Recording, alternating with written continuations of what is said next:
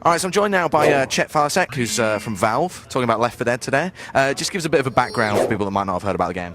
So it's a 4-player co-op experience. It's zombie apocalypse, and it's you and your 3 other teammates fighting your way through safety of the city. That's pretty simple. Yep. Okay. So tell us about how you're depending on co-op. It seems like it's the kind of crux of the game. Yeah, so the game was built from the ground up to be about co-op. So a lot of times you'll see co-op just kind of being this single-player game, and you can do it with your buddies. But we made it where your teammates are integral to your survival. If you try to go through just on your own and lone wolf it, you're going to die. You need to stick to your teammates. Some of the monsters will take you down, and the only way to get back up and not get killed is to have one of your teammates come rescue you. And we give all kinds of different interaction for the different players to do with each other to kind of reinforce the co-op. Okay. Can you give us some examples of that? So that would be you can heal each other. If one of your guys gets hurt and they'll go down, you can actually bring them back up to health. If they fall off a ledge, you can reach down and you can pull them back up. And each individual person in the team has a certain role, do they, or is it spread between them? No, so there's 4 characters, and they each have different personalities, but we don't define classes for them, so you can play them however you want to play.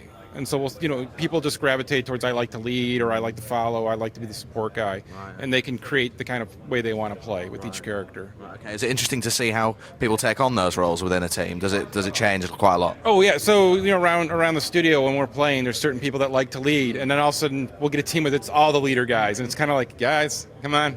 It doesn't work this way. Everyone's going a different way. You got to stick together. They get ripped apart. So how does that work when you're, say, you're playing as by yourself? You're not online or playing co-op. How does that work? The AI is pretty adaptive to what you're doing. Exactly. So the bots, you can play with any number of them. So if you just got a couple of guys you want to get together and you want to have a couple of AI bots, they'll come in.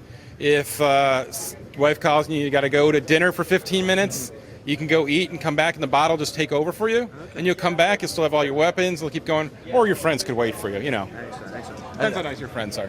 So tell us about some of the concept for the game, because I mean it's still a first-person shooter, but it's quite a diversion, I guess, for Valve. How did it come about? So Turtle Rock Studios down in Southern California actually originally started it, and they brought it up to us as a working model. It didn't have any of the graphics. It just had really simple idea of the core of the game, and we all started playing it and we're like, oh my god, this is great, And I remember going to Gabe that day and like, I want to work on this. Gabe's like, you want to work on it? You can work on it. Even though they're not our studio, we work with them a lot on Counter-Strike, and so we had a relationship and started working on it, and then recently this past fall we purchased them, and so now they're part of us, and just continue working on it now. Okay. And it's been in development for quite a while then? Yeah, a couple of years. Okay. And it's when it's finally released, it's set to hit the PC and Xbox 360, but no PlayStation version right now. Correct, no PlayStation version, but be a 360 and PC simultaneous release. Okay. And the co-op element will be playable online with up to 4 people, and that's the whole story kind of. Is playable online. Correct. And so you'll be able to start up the game and say, hey, I'm going to start up the game, and on the PC side, you'll see a little Steam icon on the right that your friends are playing. You join that game in progress, or you can start your own. We're redoing all the matchmaking.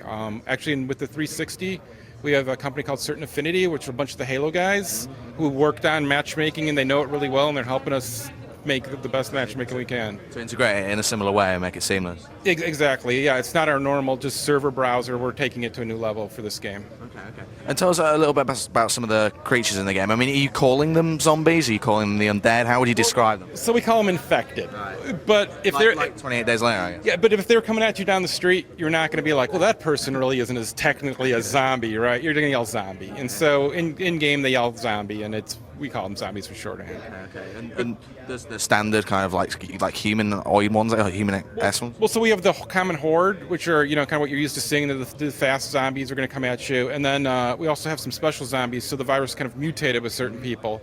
And there's ones like the Hunter, who's kind of like the Spider-Man-ish kind of character. He can jump up on top of roofs.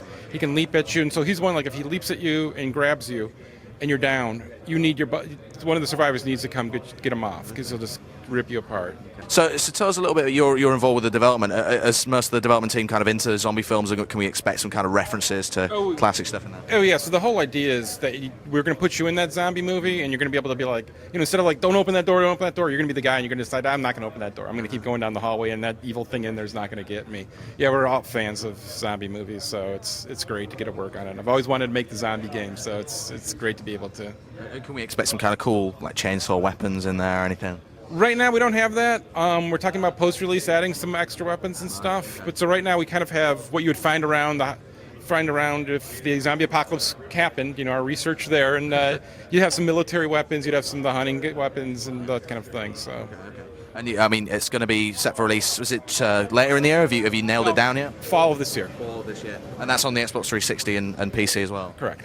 What can we expect? Can we kind of expect quite a long storyline then going to be added on later, or I mean, what's the plan for it post release? We're going to keep supporting games like all Valve multiplayer games. We'll just keep supporting it, keep adding. We'll add new maps, we'll add new items, we'll just keep acting. And it's great because once it's out, we can get the feedback from the fans and see what they like and how they're interacting with the product and kind of help go down that line of what they're looking for. Excellent. All right, well, thanks for that, Chet, and we'll go and play the game. All right, well, thank you very much. Thanks.